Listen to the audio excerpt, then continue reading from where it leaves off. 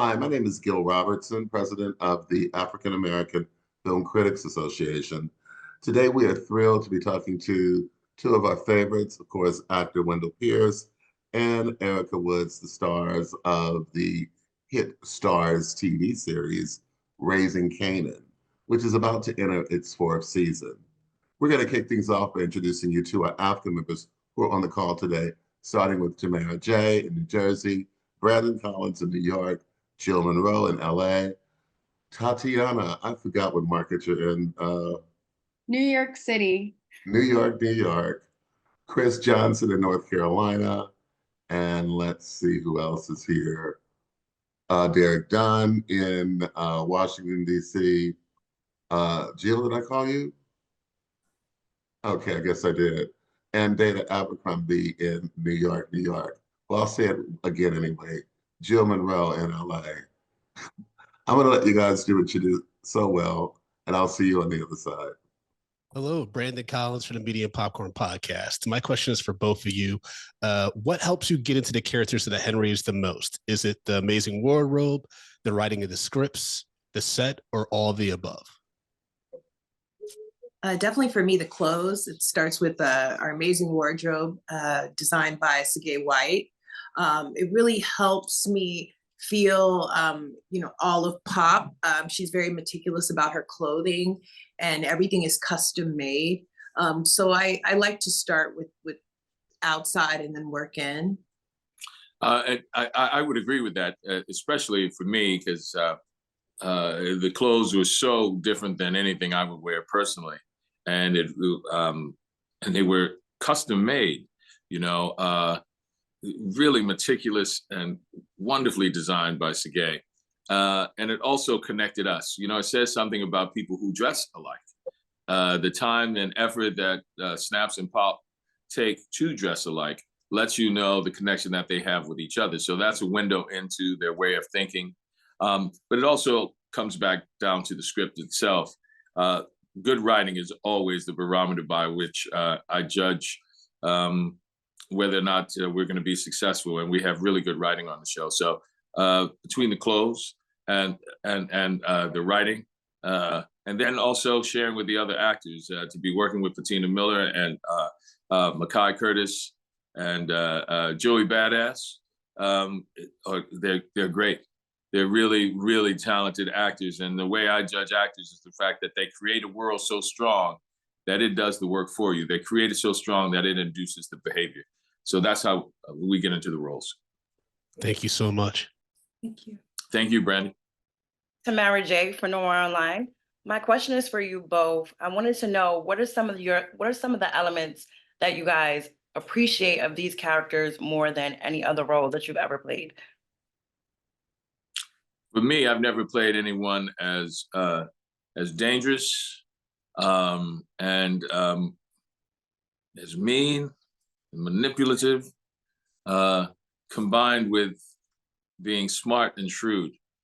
So I'm always the authoritative figure, the cop, CIA director, the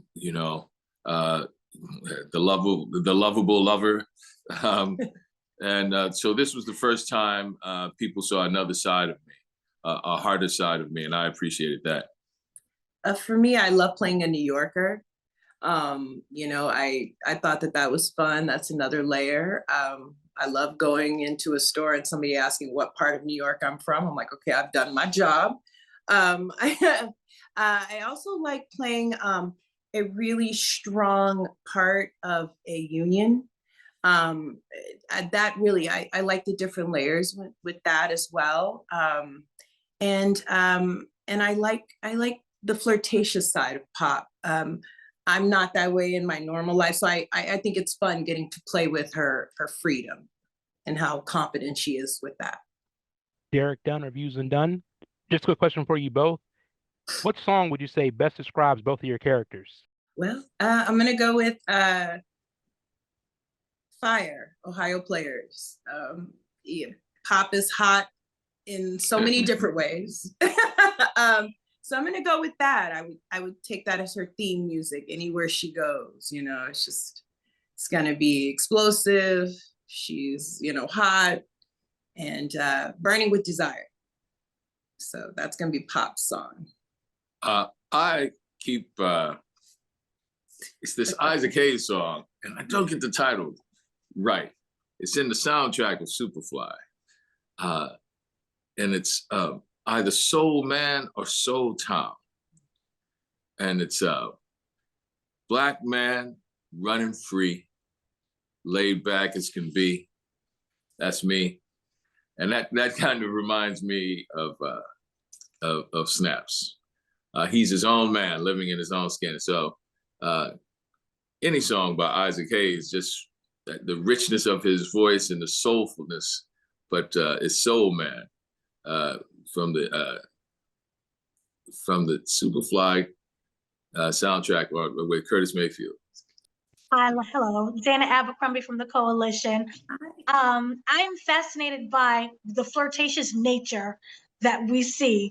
We know that it can be disarming, but it also can be many other things. Can you talk about that? And also for Wendell Pierce, what's going on when he sees that occurring? Because he doesn't say anything, but I do feel that there is an underlining, pardon me, a monologue that's going on every time that he sees her flirting with someone else. Well, of course, this is not Pop's first rodeo. I think Pop has been controlling men since she was quite young. And I think that Snaps is in on it, and he knows that he has her heart. And I think this is her way of disarming men. It makes them very, very uncomfortable. Even men in the highest power can't resist Pop's charm. And I think that that's a weapon. And I really, really like to play with that. And Wendell is so giving. It's fun to bounce off of him because it really catches people by surprise. And I really like that about Pop. For Snaps, it infuriates him. But he'll never say anything to Pop in public about it.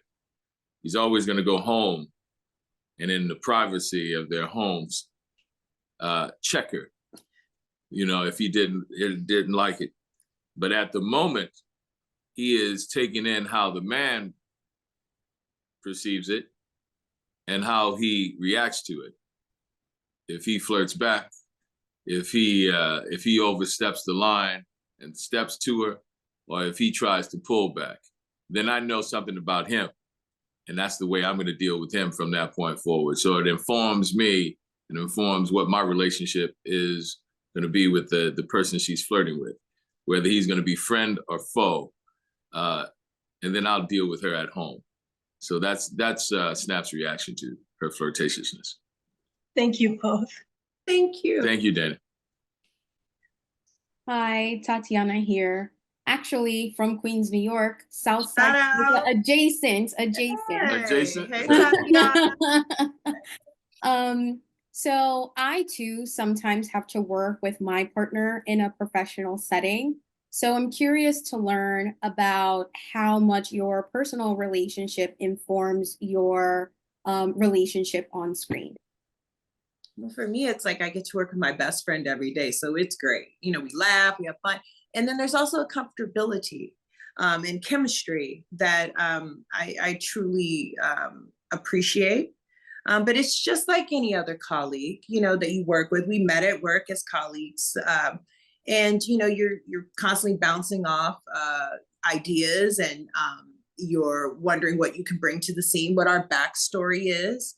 And that works. But I think that would work whether we were a couple or not. It's just a lot more fun because we are, and he makes me laugh. But yeah, it's a good working relationship.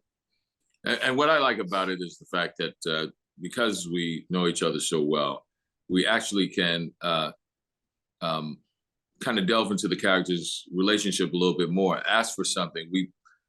When we're working, we point out different beats in the scene that we think we haven't achieved, or new epiphanies that we have discovered in the scene.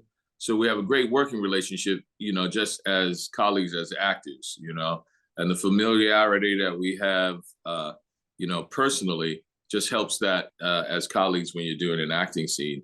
You realize how what's at stake. Maybe define another action that you want to try, or discover another intention to the scene, and how you're going to try to be there in the scene for each other. A lot of times actors see the drama of the scene as only the conflict, but also you have to realize there's a way of helping the other actor. And having a personal relationship really helps in developing that even more. So it just takes all the work to a higher level. And I appreciate that. Thank you so much, and great job on the season. Thank you, Tatiana. Chris Johnson here, Caravision Broadcasting Network. Hello to you both. Hello, And Chris. just a quick question for you, for the both of you. The series, often explores themes of family, loyalty, and ambition. So how does Snaps and Pops contribute to these themes, and what unique perspectives do they bring? Well, when it comes to family, nothing counts so much as family. And that's demonstrated on how they are always going to be there for each other, no matter what the condition, knowing that they're only as strong as they can be if they stick together. When it comes to ambition, it's clear. At a time in their life where they should actually step out of the game, they lean into it even more. And while it is narcissistic, and it is greed, and some of the things that they should be avoiding, and that's their hubris. That's that tragic flaw for them to actually be so greedy and so narcissistic, and that's the thing that puts them at risk in this game. And then when it comes to betrayal, or the lack thereof, we have a loyalty to each other and to no one else. We'll betray anyone else to make sure that we maintain our loyalty. So that's my perspective about it. Yeah, I agree. I think we are one of the only characters that you see. I mean, first of all, we're a married couple. So that's a 2-family home, and we do not betray each other. And so that's something wonderful, I thought, in the writing, that it's him, it's me, and you see us operating a business together, up until now, you've really only seen that with, we have different groups in our show, and you don't see the African Americans represented running a business together, but you do see that with us. We own a business. So I like that representation as well. And the loyalty aspect, like Wendell said, is very important with our relationship and what we bring to it, because we are a family.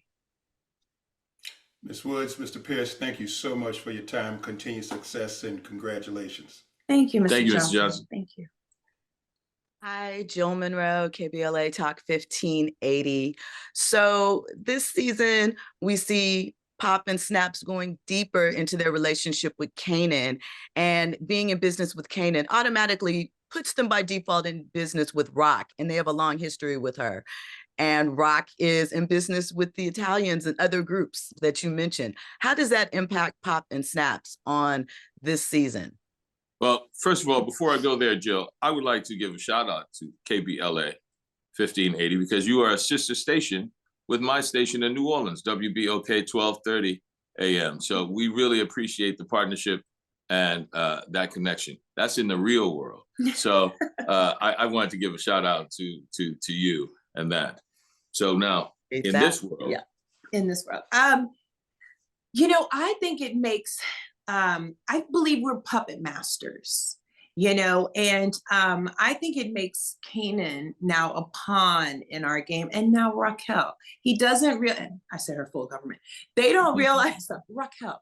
I don't think he realized by us bringing him in, we're playing to the fact that he wants a mom and dad, and we're playing that. And now we're like, okay, we got you, but now we got your mom. It's that bigger fish. And so I think it's a manipulation tactic on our part, but it's also a real life lesson to Kanan. And I think you're going to see a lot of more scenarios like that with life lessons, and just can't trust everybody, and family first. And he didn't put his family first. We did.